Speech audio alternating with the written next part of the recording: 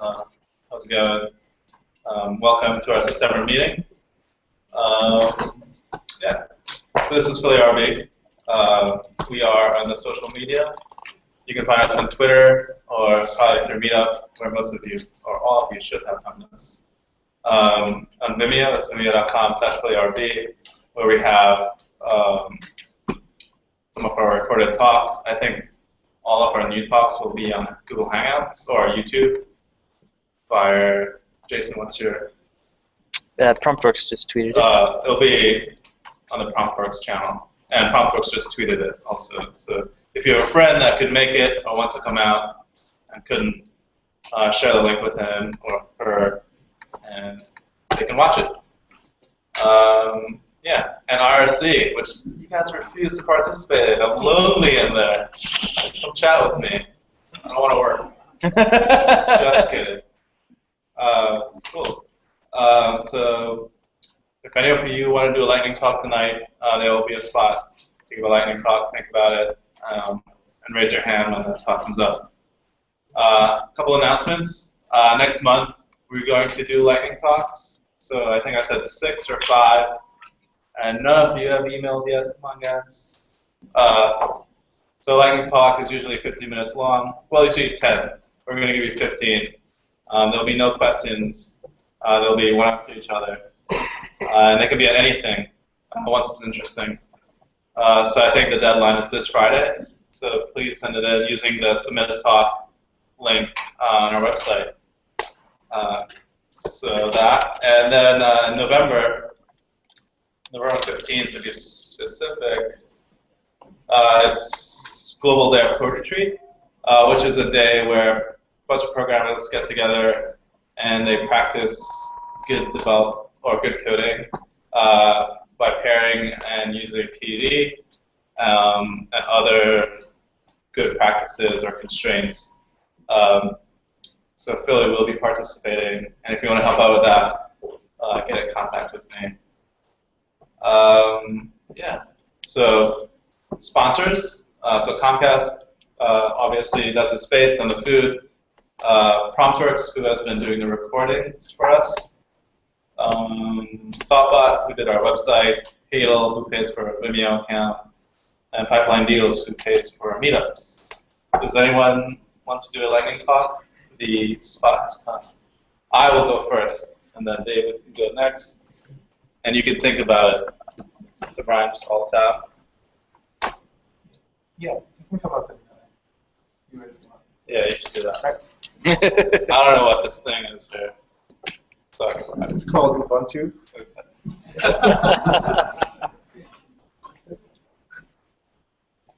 Alright, so you want the browser. And if you want to share it.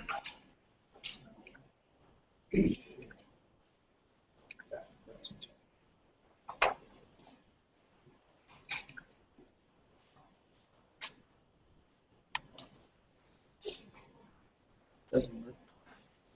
Do you have to Pull it over. Well, it should just share that window.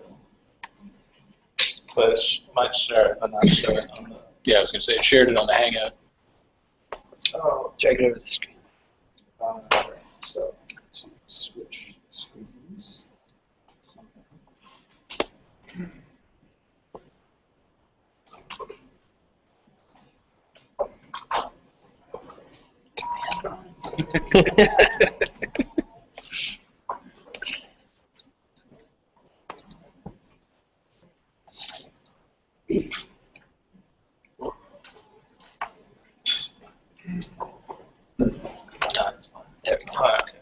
All right. So Comcast requires us to do a lot of paperwork to get in this room, and one of the processes that we have to do is fill out all your names in an Excel sheet. So I wanted to automate that, and turns out Ruby's not really good with Excel, but Java is, or Apache built a library called POI that is really good with Microsoft stuff. And then, so since it's Java, you can't use it from CRuby, but there's a thing called JRuby, which runs on JVM that allows you to interface with Java libraries. I think you unplug the HDMI, plug it back in, and then switch to the other screen. All right. I will just do voice then. So this library is called JRuby POI, and basically all you do is require POI. You have to be running on JRuby. Require POI, and then open your Excel sheet, and you can just write to it. You can, and all the rows are just an array or a nested arrays. So you have your rows, and then your columns and your rows, and then you can save as or write. It's really simple. So if you ever want to mess with Excel and Ruby, use JRuby and JRuby_POI. That is it. David, you're up. Be lazy and do your programming to automate everything. How simple is it? David. Do you have like a? Oh, a dongle? I don't have one on this yet. It's my bad. Sorry, what was the question? How simple is it? It's pretty much you install it. And Ruby implementations are supposed to be, you can drop in your existing app. Sometimes that's not true. But if you have a typical Rails app or Ruby thing that's not really using any specific C thing, you should be good. And they're really helpful if you're having a problem to just hop on their IRC channel and ask for help. And they'll try and solve it for you. But you just install it, run your app or your code, and you should be good. Any other questions? Did you consider CSV? So since it's a specific, like, it's already a formatted Excel doc with like the person's name and their phone number, and the name, the first name and last name goes in a specific cell. So I couldn't do a CSV. I would have to like copy the CSV into that thing. So that's why I open it up right to the specific cells and save it. Any other questions? Sure, all right, David's going to give a lightning talk. All right, so my name is David Kenzer. I work for Jenkins Law Library. So this Friday, this is just a quick announcement. This Friday, Drupadelphia will be happening. And for those of you that don't know what Drupadelphia is, it's clearly a conference, Philadelphia Drupal conference. It's a lead Philadelphia conference. It's not Ruby related, but I know that some of you may be interested in going to that. I'll be giving a talk there that's related to deploying Drupal sites using Git. And the technique that I'm going to be talking about is actually can be applied to any type of application. It's not a Drupal thing. So which is why I'm going to present on that today here, just to kind of get some, and that's a feedback. I'm just going to be out here and try to show you the demo version of the talk. So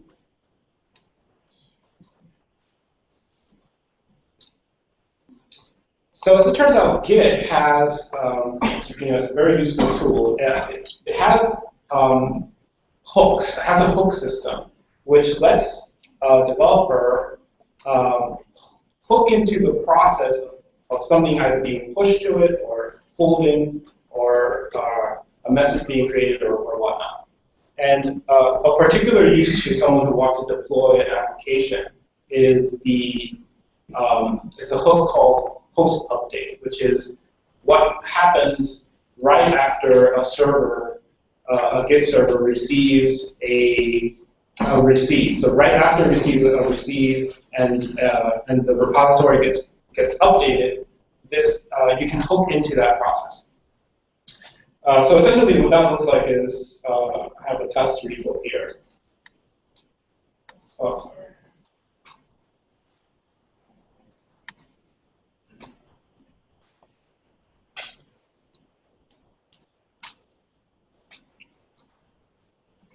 That's my repository. And inside the hooks folder, you'll see that there's a list of sample hooks. And if you change any of these sample hooks into from .sample to just plain hook, it actually invokes that hook when something gets pushed or created, and there are several posts, but the one I'm talking about is the post updates app, the post update. So this is a very simple trick. Essentially, anything that you put inside this file will get invoked as soon as a push, as soon as an update is made on the repository. That's actually really powerful because things like Heroku and OpenShift use the same technique to update the apps that you use when you're on Heroku or OpenShift or whatever other PAS you use. Then that's pretty powerful, and I think that a lot of people can actually use the same technique on their side. So there's really nothing more special than that aspect. The other part is setting it up so that it actually works properly, because there are some caveats. If you Google this subject, what you'll probably hear is that you will need to create a bare repository. And once you create a bare repository, you can push that bare repository and things can happen. And I actually think that there's another way that you can do it that doesn't use a bare repository, which is what I'm going to present on. And the reason I think that the non-bare repository version of this technique is better is that you can, for instance, include your deploy script inside of your your app, inside of the repository for your app, which is actually pretty powerful because everything can be packaged in one place. So, but what happens when you try to push to a repository that is not there? So I have this dev repository, which is actually a clone of the sum repository. So if you get on the reverse, you can see that the system is the other one. But if you try to push to this, I'm going to just make an amend so that I can push something that's real.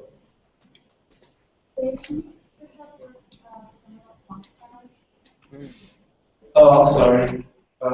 Like that. Command Yeah, F. font. Either one.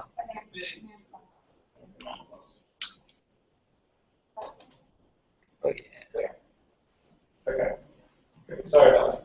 It's good to know, actually. One of the things over there. All right, so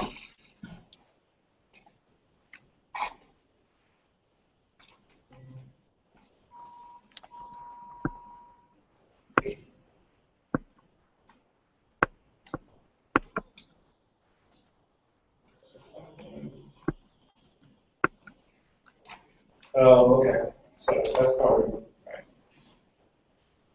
There's an error here. But what I was going to try to show is that you get this really nasty error saying that we're not going to accept it. But as it turns out, I think I need to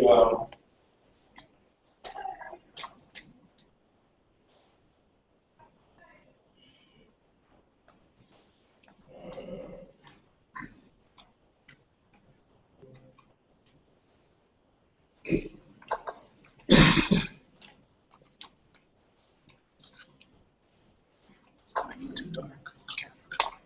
Yeah, that's okay.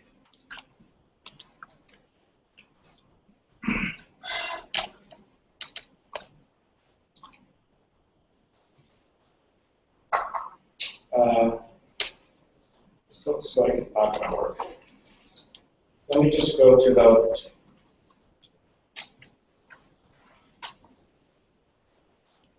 the repository that I actually use.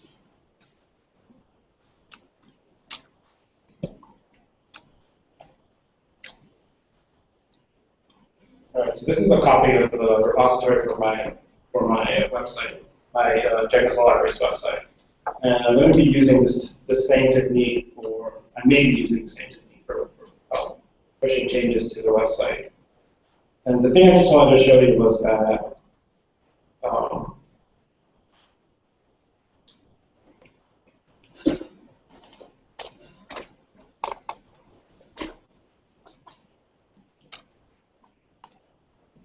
this file, in order for the repository to be prepared to actually receive changes, you just need to make sure that it's configured for false. And there's something happening with my other one. I don't want to spend too much time going over the details of fixing that. For what I would do is just delete the whole repository we created. Just to not take up too much time with this.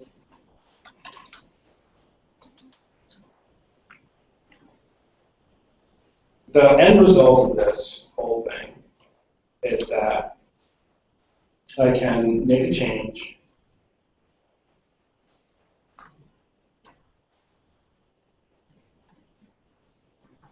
to my repository, and then I can push that change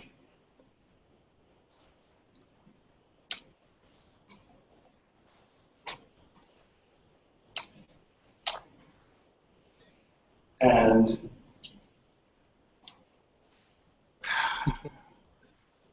oh, and then this bad stuff happens. Oh, anyway. I'll need to work out the details. I did something weird to the thing. Right, but technically, the repository will not be. This is the sort of thing that happens. It's live demos.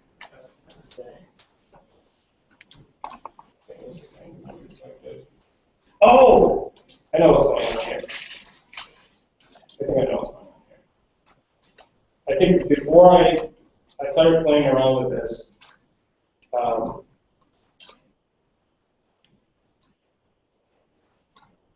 okay.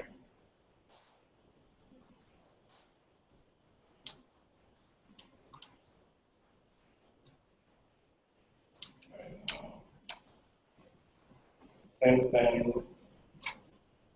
There we go. All right. So what happened there was that when I was preparing to show you this, I unprepared the repository so that it made it so that it would force it to throw an error. You were actually seeing the error because some other reason. Anyway, that's oh, does anyone have any questions? Sure. Yeah.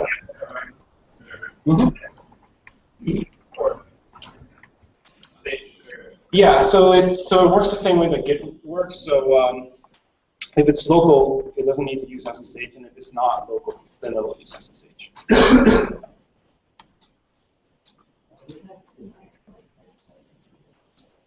So what that does is that when there are two steps actually that I didn't go into that you need to take care of. But when you that is usually set to true, and it protects the working directory from being changed, or actually not the working directory, but the current branch from being changed while someone else is working on it. Because the idea is that if you're using a repository that's not a bare repository that has a working directory, then that means that it's right that someone could be working on it. So the idea that somebody else can push to you, and which I mean technically anyone could push, then that means that while you're working, your repository can change on you. And so you want that configuration protects against that mishap. The other thing is that, well, okay, so it protects against that. So what else happens is that if you turn that to false, if you say go ahead and let these pushes happen, it doesn't actually. So when a change happens to the repository, the working directory doesn't actually change. So that means that it's useless if to use this as a deployment process, except that you're allowed to then do like git reset hard, and once you git reset hard, the working directory gets updated. And then so, any other questions? Thank you.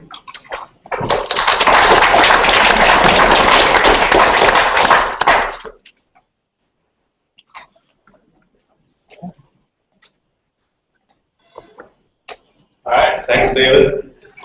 So now we have Brian with our main talk. And while Brian is getting set up, does anyone have any other announcements that they would like to make?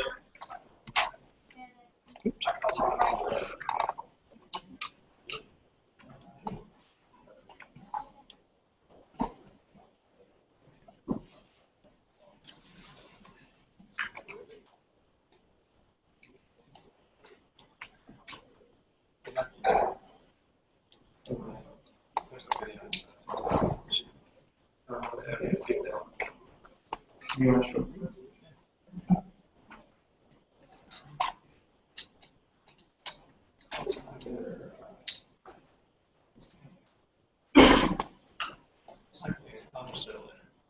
Sure. Okay.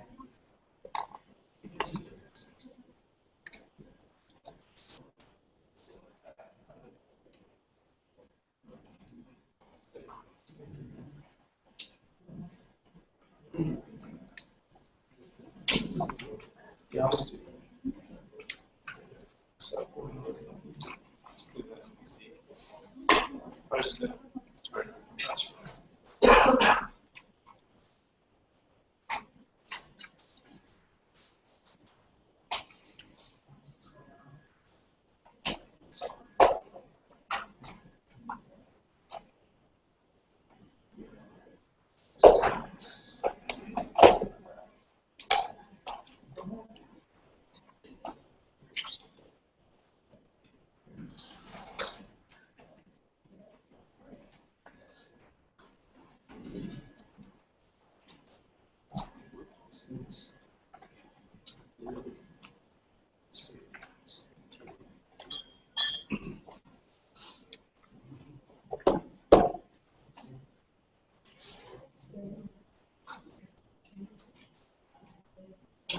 Great success.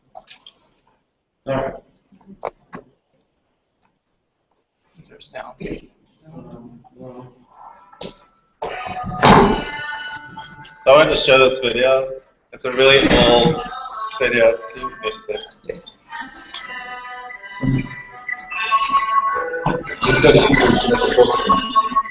We're trying, Rory. Hold on. pause it, Brian. So hold on. Where's your sound?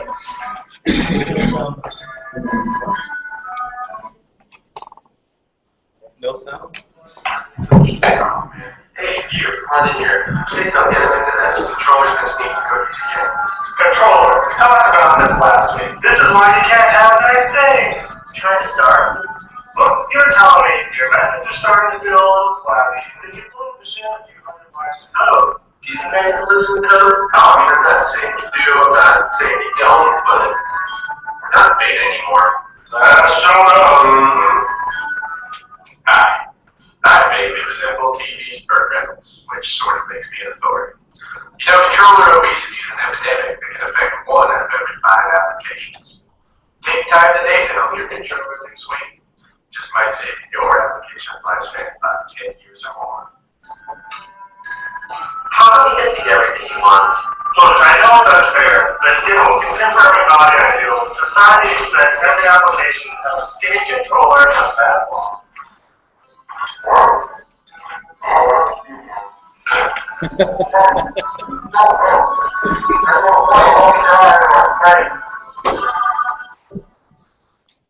Alright. So someone showed me that video over the weekend, and I thought I had to show it to you guys because it pertains to the talk today. It just deals with fat models and skinny controls. So I'll let Brian do his talk now. All right. Yeah, so that actually is kind of a good lead into my talk. I will be talking about the skinny controller part. At least. I think fat models is a terrible idea, actually. Your model should be skinny also, but that's a topic. So, Jason, I gotta get back to you. Hang on. Seat.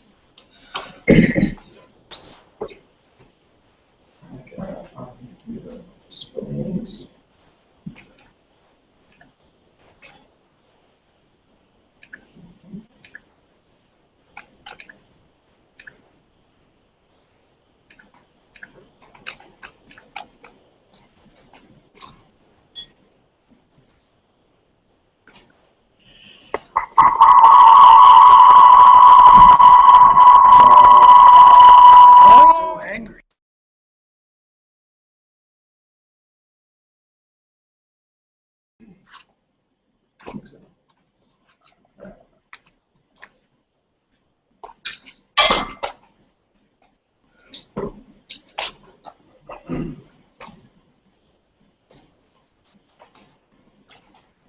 right, now we get it. Hang out, and then we'll be ready.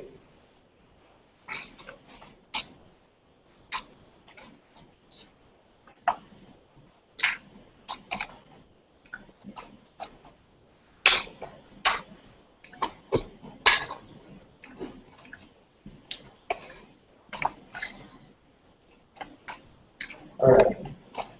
How's it look, Jason? Still waiting for it. There it is.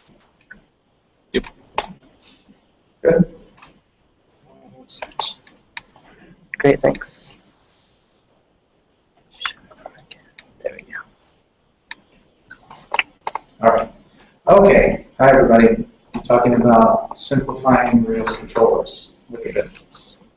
So my name is Brian Ogden. I'm a developer consultant. I really like making software projects cleaner, more efficient, more effective. And so if you have a project like that, especially a Ruby on Rails project, let me know. You may have come up. But in the meantime, I know what's wrong with your Rails app. And by that I mean, if you show me a Rails app you're working on, I know at least one thing that's almost certainly wrong with it, because I've worked on a lot of Rails apps, and they all have one thing wrong with them at least one point in their life cycle. And that was the controllers are too complex. If you're working on a legacy app that's old and bloated, then the controllers are probably the scariest thing of all the many scary things in the application. I know I've worked on a few like that before. If you have a new app, it probably started out nice and clean, no problems, no complexity, and then the controllers were one of the first things that started to bloat and have unnecessary duplication. If you're using a tool like CodeClimate to analyze your code, or anything that measures complexity and duplication, it probably hates your controllers the most. In fact, if you started out with a 4.0 score on CodeClimate, the first thing to go is probably duplication of controllers. That just seems to be typical on most of the apps that I've worked on. So what is it that a tool like CodeClimate is looking for in our controllers? Why doesn't it like it? I think what it wants is the same thing you really want from any code. You want less responsibilities in your controllers, in your classes. So every controller is a class in a Rails app, and less responsibilities and less methods are pretty much equivalent. And so it wants less of those. It wants each of the methods to be shorter, have less stuff in it, and it wants all the duplication to be removed. And whether we're using a tool like CodeClimate or not, we should want those same things, because that's something we would want for any code in our application. The thing to remember, I think, is that controllers are just code if you want to achieve this level of cleanliness in your controllers. It's really useful to follow Rails conventions, and you should, and I will in all the examples here as much as possible, especially for the benefit of people who are coming along and reading your code. You want to be following Rails conventions as much as possible. But you don't want to be stuck with less maintainable code in your controllers just because it seems like a conventional thing to do, or because you want your controllers to look like they look in a Rails tutorial. You want to refactor this code just as aggressively as you would any other code in your application. So I'm going to show you some ways that you can do that. And if you apply these refactoring techniques aggressively enough, you can make your controllers so simple that they almost disappear. And you don't necessarily have to do that, but that's always an option. There's no reason to be stuck with overly complex controllers. So I'm going to go through some examples of different types of refactorings to achieve each of these three things. And I think it's really important to try to do these in order. I found that doing number one helps number two become easier, which helps number three become easier. And we'll see why that is as we go on. So step one, we want our controllers to have less responsibilities. So each controller class in our application, we want it to have hopefully less public methods, because that kind of indicates that it has less responsibilities that it's exposed. So the question is, what is the responsibility of a controller? Because really we want every class to have as few responsibilities as possible, ideally just one. And if we wanted one responsibility for a Rails controller, what would we say that is? To me, I think what a controller needs to be doing is translating the user's intent into business life. And that kind of includes two separate things. It includes triggering changes to the business models that the user is requesting if the user is making post requests and wanting to change things. It also includes if the user wants to see things, they're just making GET requests, they want to see some information. It includes setting up variables that the templates need in order to show that information to the user. And if you think that those sound like two separate responsibilities, they kind of do, but Rails conventions really don't let you separate those two. Rails kind of sticks the controller right in the middle of those two things, so I'm just going to pretend that that's all one responsibility, communicating users' intent to business logic. So how do we do that in a way that is simple? We want the controller to just have that responsibility and not be concerned with details of any specific model. I think what we need is to have a consistent API or consistent interface that the controller uses to talk to these models. You don't want some models in the app to have different operations they can perform, different things they can do in a different way that you have to interact with them, because then you have that business logic in the controller. The controller is responsible for knowing how to talk to every object. And if those are different for each object, that's extra responsibilities in the controller. So if we wanted a common API for how to talk to business models in our application, well, there already is one that Rails has really good support for, and it's called REST. I'm not going to go into a lot of detail on what REST is. If you've used Rails, tutorials, you've probably come across it. It's just a common architecture for designing web services. It defines a set of 7 basic operations: index, update, delete, and so on. That should be sufficient for pretty much any workflow, as long as you're interacting with different types of objects in your application using those 7 basic actions. You should be able to accomplish just about anything. And that's what REST was developed for. It was developed to work really well with HTTP, and that's why Rails uses it, and Rails supports it really well. So if you take advantage of Rails support for REST and you limit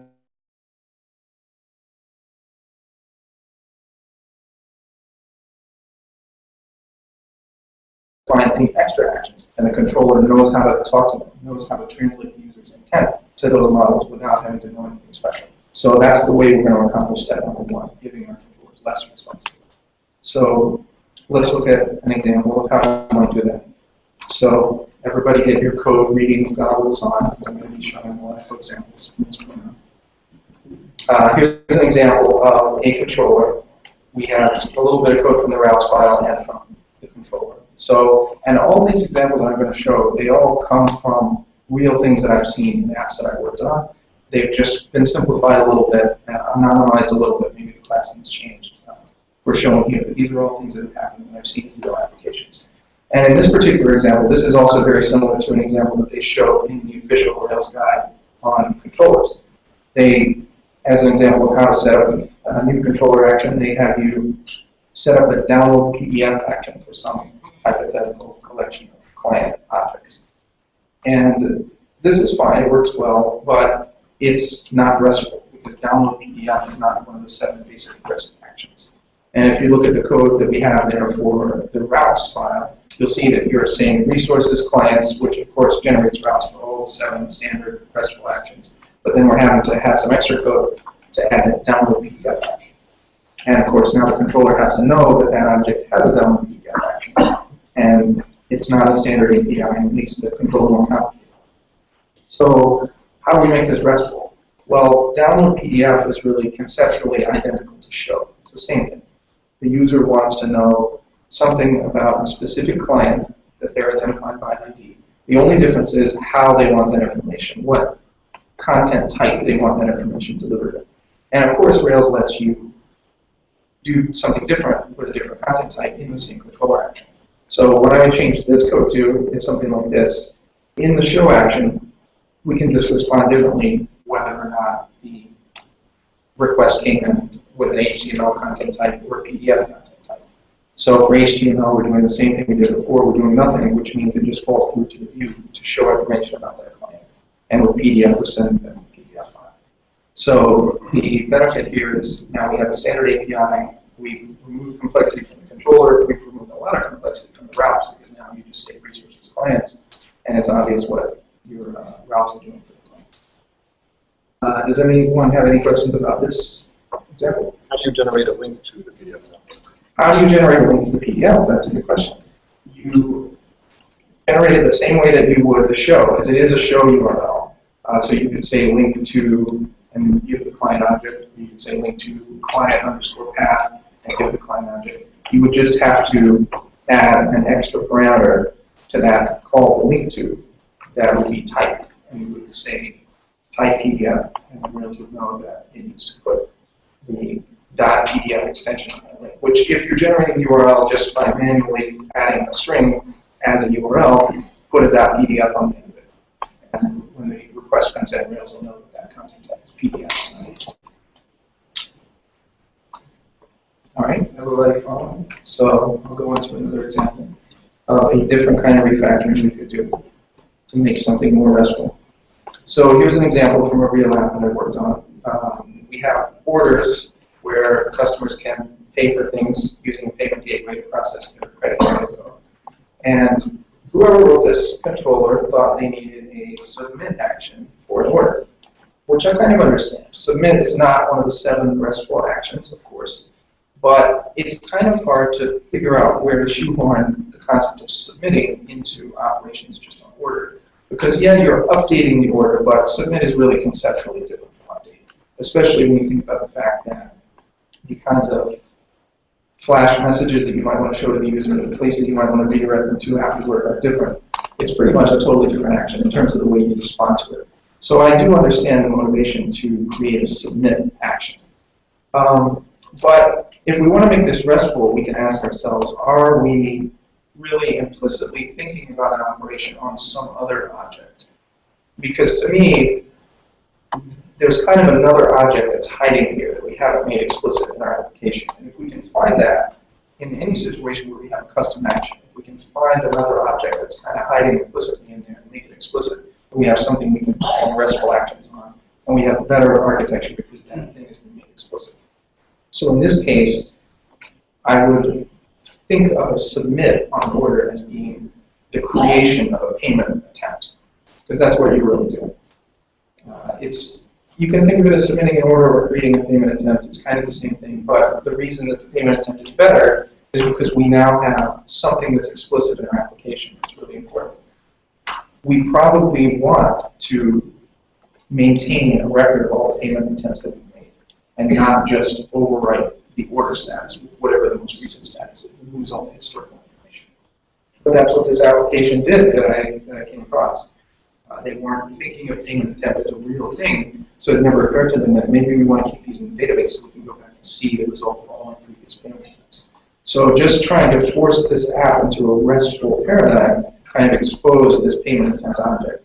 And it's clear now, if we have a payment attempt in the app, it's clear that we're just creating one of those every time we try to pay for our order and check out.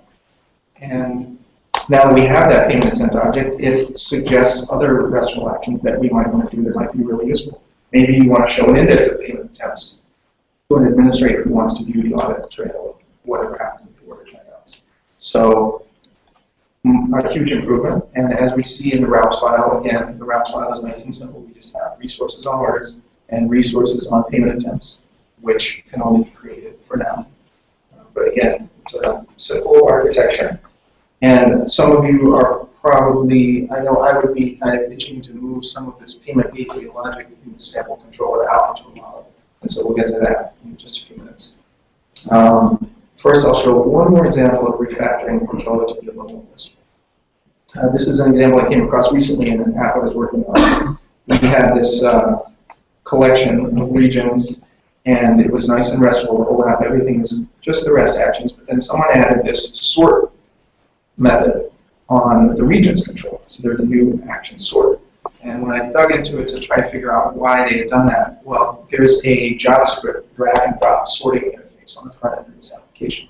And so when you drag two of the regions in the region list, you really need to update the positions of those both at the same time on the server side. You can't just update one when the other in separate requests. So the thinking was, well, we kind of need another action, because one of the 7 RESTful actions is to update 2 objects at the same time, because an update action is just for one object.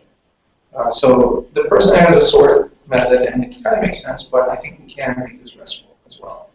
What I would do is, again, kind of think of something implicit that we can make explicit. I think when we are trying to update these 2 regions regions at the same time to update their positions with somebody dragging on the front end, we're really thinking of a region collection, and we're updating that collection as a single unit. And so we could create a region collections controller. And the interesting thing about this is it doesn't necessarily have to have a model. The logic in the controller here is simple enough that it can just do to the individual regions what we were doing in the regions controller sort action. But it's RESTful because we're thinking of updating a single region collection as a unit. So that's something else you can make RESTful, and you really don't necessarily even have to add a new model to your app just because you add a new controller to create an abstraction to expose RESTful actions on. So that's my last example of refactoring for RESTful actions. Does anybody have any questions or comments on REST stuff? One thing. Yeah. I just discovered a bug,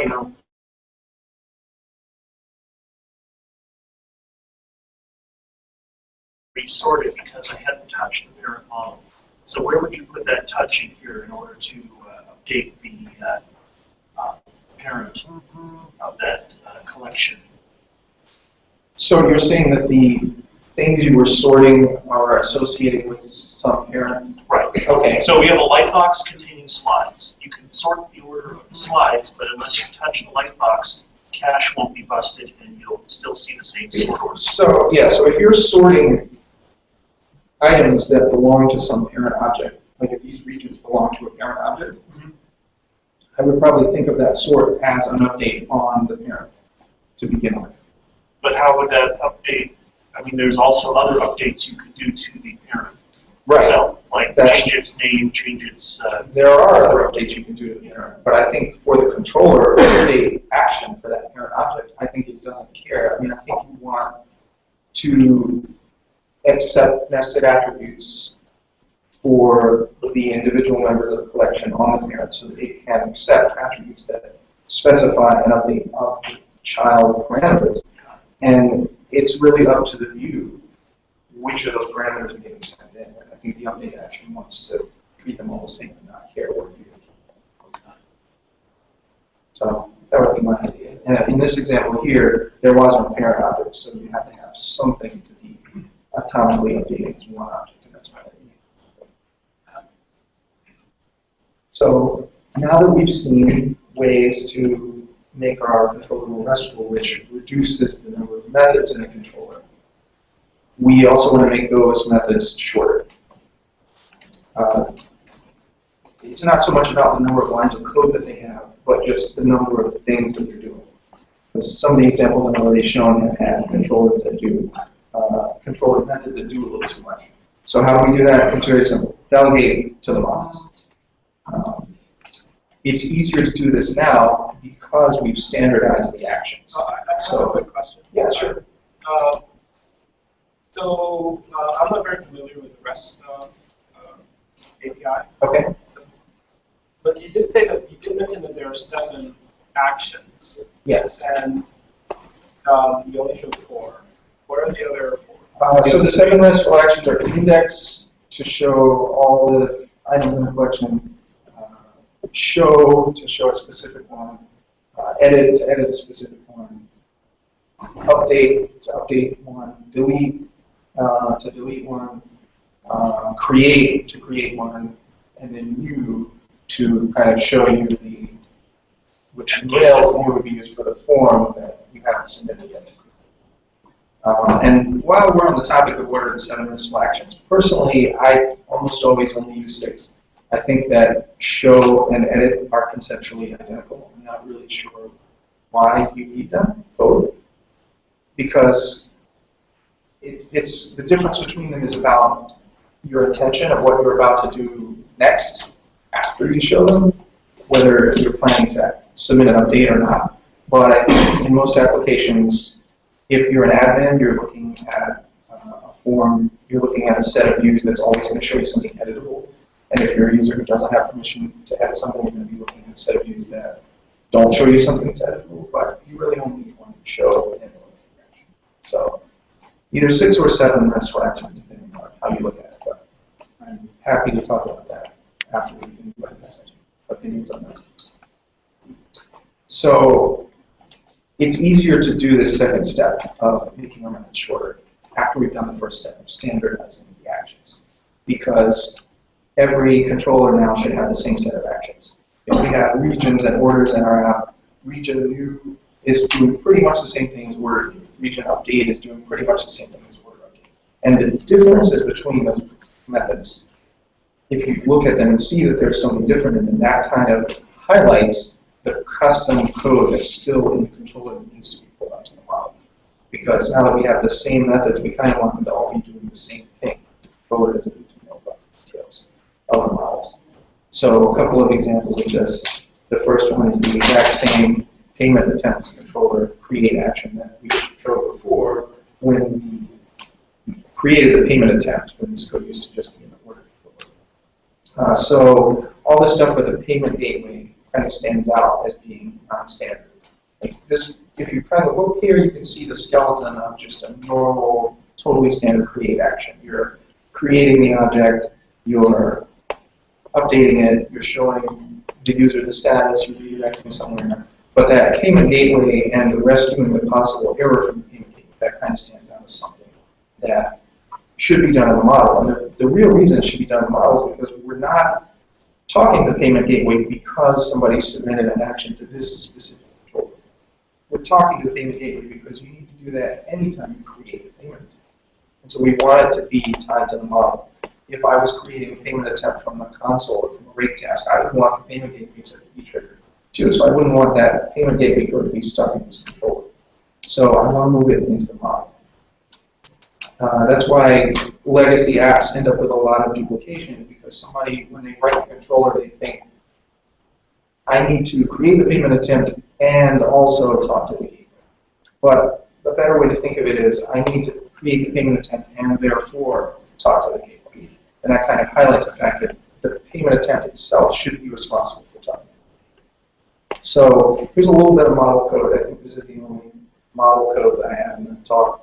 But this is what the payment attempt might look like if it's a really simple active directory model and we just move that payment gateway stuff into it. So before you save it, talk to the payment gateway, rescue the error, update the message, the error message on the payment attempt itself.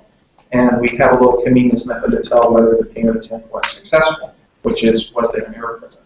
There might be more payment handling, more error handling you would want to do with a real payment gateway. But for this example, that's good enough. And in our controller, what that's going to look like now is we create the payment attempt, then we ask if it was successful.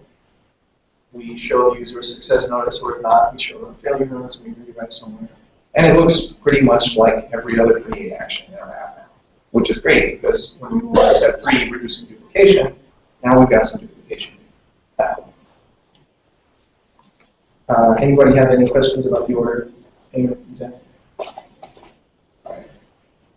So I've got one more example of refactoring to move stuff into the model. This is a really common pattern in legacy applications that I've seen. This was from a real application I worked on where they have a form that updates a user. That view has a user form that was created with form for helper emails. And then it also has, the user has an address. And on the user's model, it's a has one association. So the user has one address. And the view also had a form for that had probably been tacked on later to update the address. And so in the controller, whoever wrote the controller actually was like, okay, I have a user form on the page, and I also have an address form on the page. So I need to update them both. I need to find the user, update it according to the user parameters. Then I also need to update the user's address according to the address parameters. Well, this doesn't look like a standard update action because we're updating two things instead of one. But we really should think of it as just updating one thing. Again, it's not so much that we need to update the user and then update the address. It's that we need to update the user and then therefore update the address. Every time we ever update a user, if there's some address parameter being provided, we want those to get updated too. So the user should be responsible for this. And Rails has a really great way to handle it. And another real problem with this controller, the way it's written, is that the error handling is going to be complicated. You've got to check for errors on user and on address. And you might have to combine them into text for the flash message. And it's too complicated. So in Rails, you can say, oh, I do have a little more model code down there at the bottom. In the user model, you can say something like accept nested attributes for address. And now you can just stick the address attributes into the same hash of parameters that you're passing to the user, update the user. It handles everything automatically through its error reporting mechanism. That's all built into Rails and Active. And just for completeness, I stuck in what you would do with the user params. Maybe not everybody's familiar with the way you handle parameters now that Rails 4 uses protected attributes instead of the old attribute accessible. But this that user params method up there with the params require user to permit, and then you've added the address attributes to that. That's how you would allow the address attributes to come through and throw an error if you were using protected attributes. But that's, if anybody has questions about that, we can talk about that. So this is all I'm going to talk about moving functionality out of the controller into the model. Does anybody have any questions or comments about that? All right. So the last thing we want to do is reduce duplication, because now that we have done these steps in order, standardize the methods in our controller, move stuff out of them into the model, we should have a lot of controller actions that look pretty much the same from one controller to another. And so we have some nice tiny chunks of code that we can reduce duplication on. In the past, I've tried fixing legacy apps by starting with this step 3 first. Like I've seen an app with a bunch of crazy controller code in it, and I see, oh, this huge chunk of 100 lines is copied and pasted from one controller action to another. Let me go ahead and pull that out into a method to reduce that duplication. But I think it's a bad idea now to try first to tackle the duplication problem, because those big complex chunks of code tend to have a lot of assumptions built into them about the global state, or about the state of instance variables. And so you're going to get weird behavior if you try to pull it out. If instead you simplify everything first so that the duplicated pieces are small, then it's a lot easier to reason about what's going to happen when you pull it out into other things. So that's why step 3 should probably come at the end. And what's the only guideline for doing this? Just remember that it's just code. Not every controller method you have has to look like Rails tutorial. Not every controller has to explicitly have an update method that looks up the object by ID, and a create method that assigns parameters, and a show method that looks up the object by ID. If you end up with the same set of code in all of your controller methods, you should refactor that, remove the duplication. If you end up with 2 update actions in different controllers that look the same, you should remove that duplication, because it's just code. There's nothing special about it because it's a controller. So let's look at a couple of examples of that. So here's a hypothetical widgets controller. And again, this is a pattern I've seen in the labs, but I didn't even know which one to do. It's very common. So I just named the widget. This is a controller you very commonly see, because in the new action, you need to create an instance variable widget that's a new widget. In the show action, you need to create an instance variable widget that is a widget looked up in the database by ID. And then you need to do exactly the same thing in update. And so those steps tend to be duplicated a lot. And if you want to, you can just pull those out. And Rails even has a special way in controllers to pull out duplicated code called before filter. We used to call it before filter. I don't know if everyone knows that in Rails 4, before filter is now called before action, which it's confusing if you're used to the old way, but I think it's a better name, so that's fine. I'll go with it. So we're going to define private methods in this controller. Build widget that creates the new widget, find widget that looks up the widget by ID, and then up there at the top, we just call them as before actions, specify which actions they apply to, and then those things will happen before the methods get called. So those duplicated lines can be pulled out of methods. I didn't show the new show and update methods again here because they're pretty much empty now. These lines have been pulled out.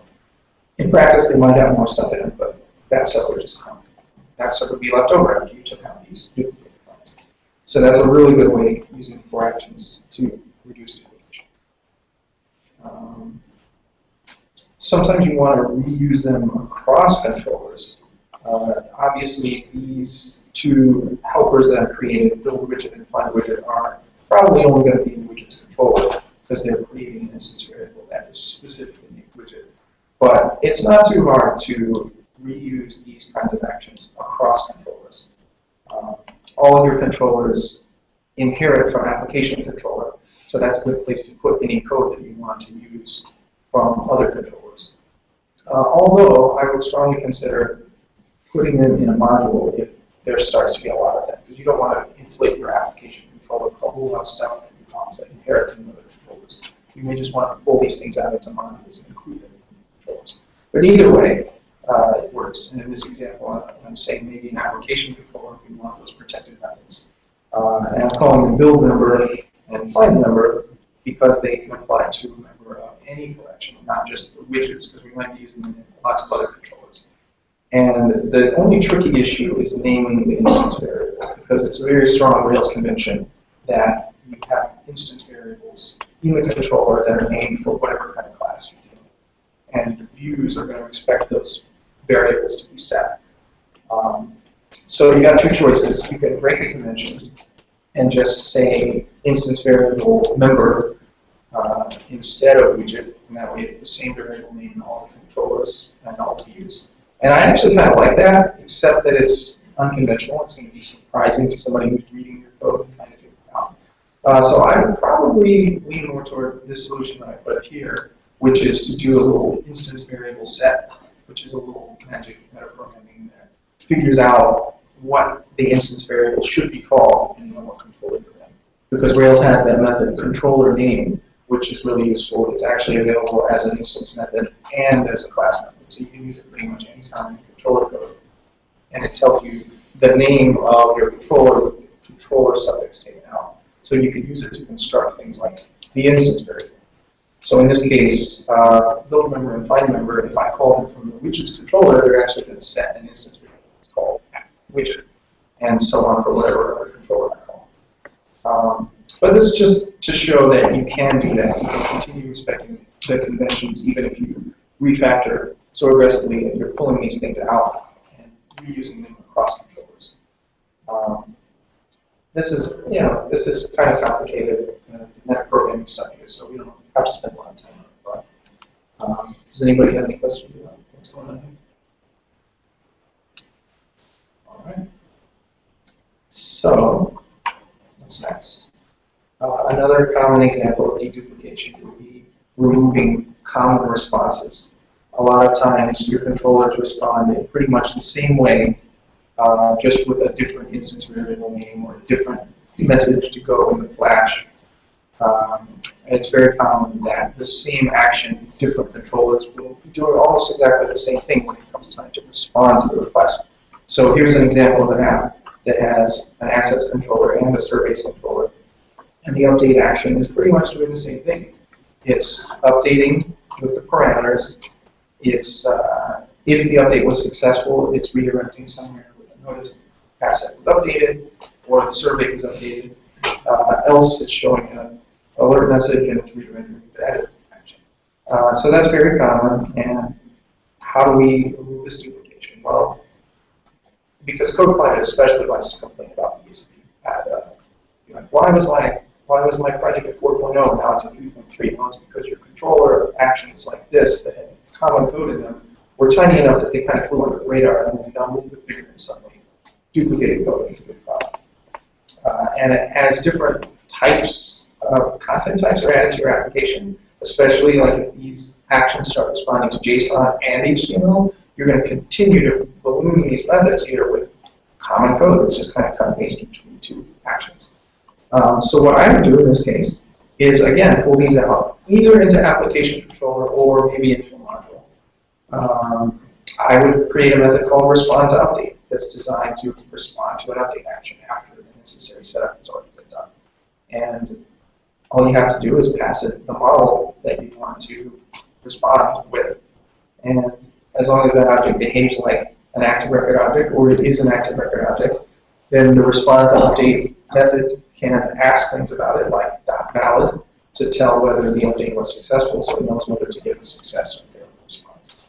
You could take this even further, and you could have that respond to method ask whether the thing was a new record or not, and then you could use it for a create or an update action, because it can figure out whether you just created something or you just updated something existing.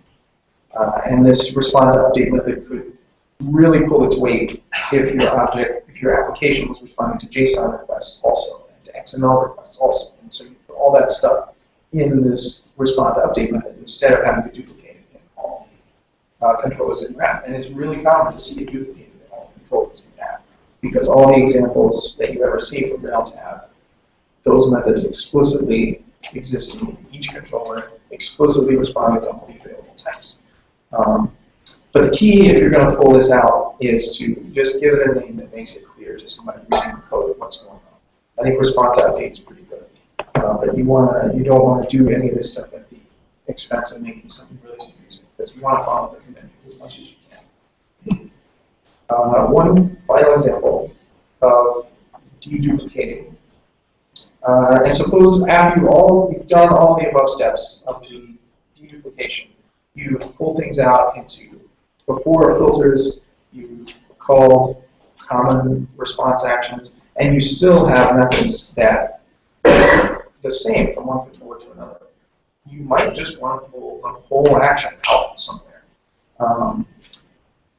You can imagine a module called shared REST actions that sets up some common before filters that you might need, and it defines an index method, it defines an update method, a create method, all the actions. And then you could just include those from your controllers.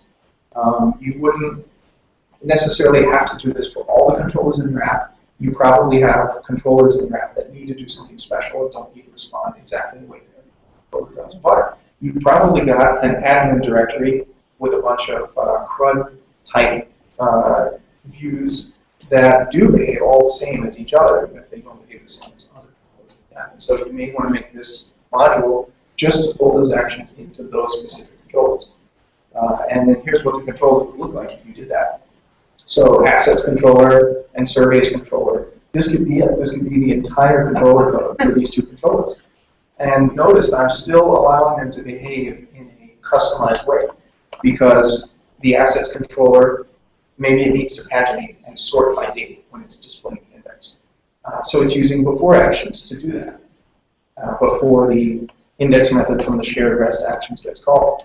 The surveys controller doesn't need to do that, but it does need, maybe the surveys controller view, the survey index view has a little new survey form at the very top that lets you create something new on that index without going to another page. So you actually do need to build a new instance before you show the index template. So that's something else you can do with before action.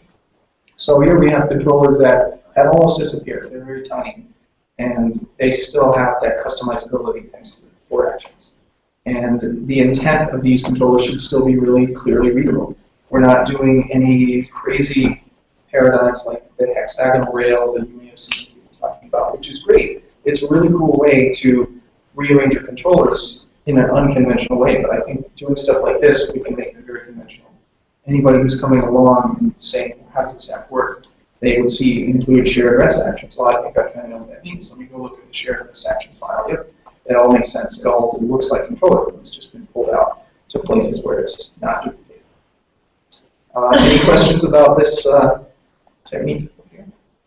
I have one quick question. Yes. Which is, it's kind of related to this.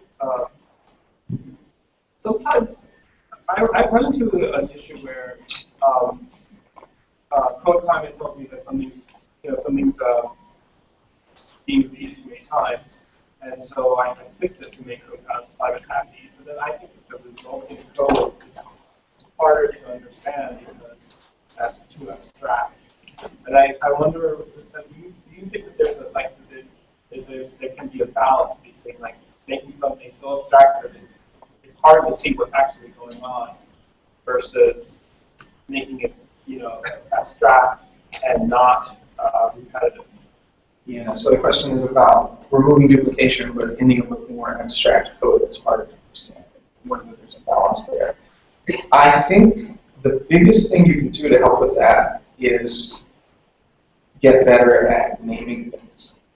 I think the names of the variables and the methods and all the abstractions that you create when you're refactoring to reduce duplication, that's key. Choosing good names so that they really suggest the intent of what you're doing. I would probably, if I could look at a more specific example of what you were talking about, I would have more ideas. But I think the more I've used Code Climate and tools like that, the more I kind of trust its instinct in terms of this duplication is bad, and I do want to remove it.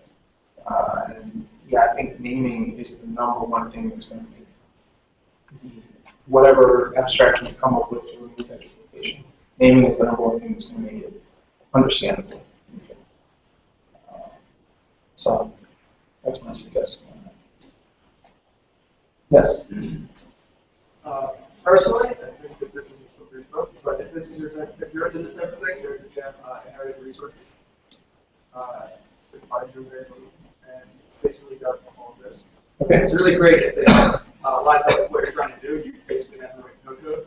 But I found that if you ever want to do anything that's sort of out of the ordinary, you really need to like. Right. But if you look out and you're writing yeah, that's actually something I was going to mention, the idea that there are gems that kind of do this, that kind of do all the controller stuff for you and make you, let you not write any controllers. What I would say about that is I have played around with those before, and I found them to be difficult just because they do prescribe one way of doing things that probably doesn't actually fit all models in your application, all controllers in your application. I would rather, if I were writing controllers, super minimal controllers like this, I would prefer to just write them myself and have that code there in my app and have all that magic there in the app and not get in the way of the gem. Because I want it to be clear that we're only doing this on this controller because it does apply very well to this controller. We don't want to necessarily impose it on other controllers in our app. I think all these techniques that I've talked about, you want to apply them in a case-by-case basis, method by method, controller by controller. And you don't want to do anything that's going to, like you said, lead you down a slippery slope. Because I pull this gem in, I'm going to want to write all my controllers this way. I'm going to want to shoehorn them all into this one way of doing it. I would only, if I wrote this shared REST actions module, I would probably almost certainly not use it in all the controllers in the app. I would use it only in the ones where it really helped.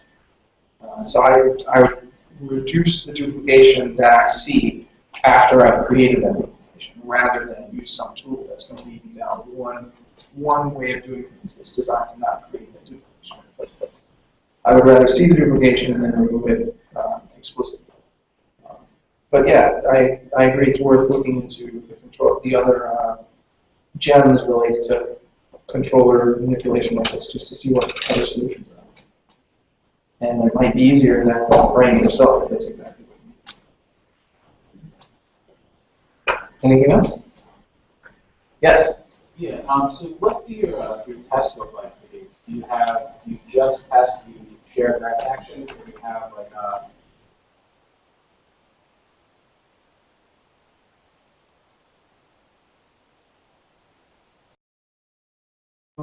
I will tell you what I have typically ended up with on applications where I've reduced duplication a lot.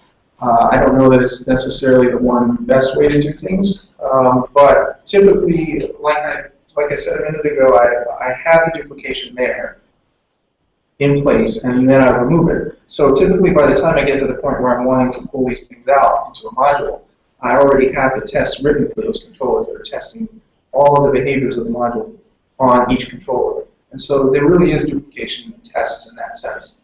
But then I just leave it there to verify that the module is doing what it's supposed to do for every single controller that it's used in. I think duplication in the tests can be, depending on what kind of duplication it is, sometimes it's not something you want to mercilessly refactor. Sometimes you do want to leave duplication in the test. But yeah, there are such things as shared examples and ways of removing that kind of duplication in your tests while still actually testing it on each controller. If you pull it out into a common test code that gets run over and over, that might be a really good solution that I haven't actually done. Any other questions? So, to recap, everything just depends on the needs of your app. So,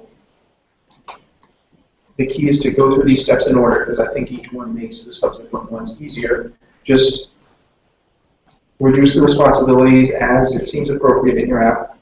Make the methods shorter as much as you can, depending on the needs of your app, and then the same for the duplication. And that tends to make it a lot easier to end up with controllers that are really well behaved than trying to just do these things in any order or a little bit here and there as you see problems. And that's really all I have. Go try it out. Send me some feedback. Let me know how it works. And I'd love to hear how it works. Yes? When you're working on building business logic out of the controller actions, do Yes. you ever find it useful, instead of putting them into the models, to build like service classes that aren't necessarily active record models? Yes, absolutely. I think it's a really great idea to not feel like you have to make everything an active record model. Very often I create service objects or service classes that do something that doesn't need to be stored in active record. It would be very similar to that order example that I showed you. You can think of a lot of cases where that communication with a payment gateway is not something that needs a model necessarily. You just want to pull it out in a class to keep isolated. I think in the case of payment attempts, you really do want to be logical, so you do want to be active record, but not necessarily. You can definitely create service objects that are not active record that pull some of that code out. Any other questions? All right, thank you.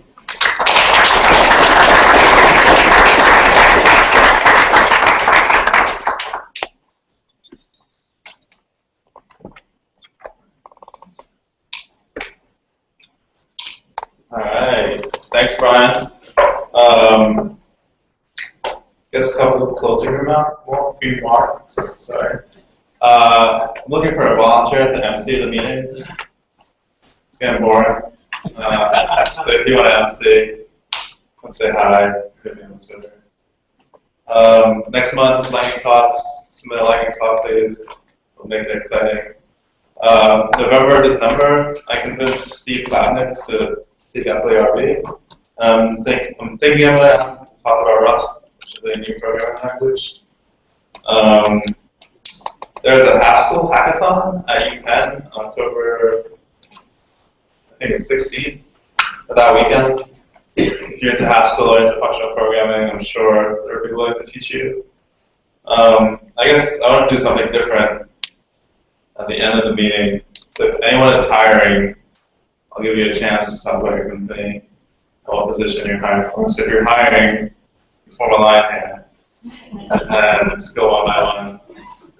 Just say who you are, what you're hiring for.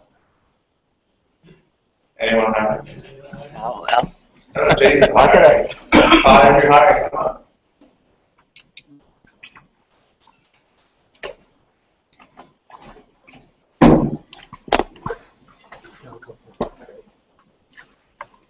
I'm Jason. I work at PropWorks, and we're always hiring. We're looking for both senior and junior developers with experience in Ruby and JavaScript. My name is Nate Davis Holds. I work at Benefits Data Trust. We're a not-for-profit that helps people receive public benefits. And we're looking for a UX developer with some experience in Rails. So if you have strong skills in the UI area, but you have just very little Rails or Ruby experience, I'd like to talk to you. So come see me. I'm Todd Ritter. I work for SunGuard. Do a lot of all kinds of work in the city here, but I am looking for Ruby developers, full stack developers, so it can be the back side of development or the front end or anywhere in between. Grab me and I'll give you a part. Hey everybody, I'm Sean Doyle. I work at ThoughtBot. I'm a developer, and we are hiring developers and designers. And we build web apps and iOS apps.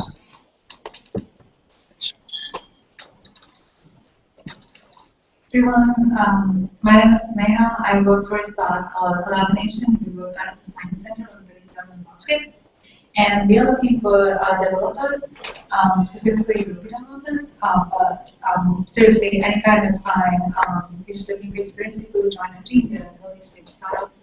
And just to give you like a more background, we're basically building a social marketplace marketplace where you could discover fashion designers, hyper-local fashion designers. So it's going to be like on this platform, but it's pretty cool.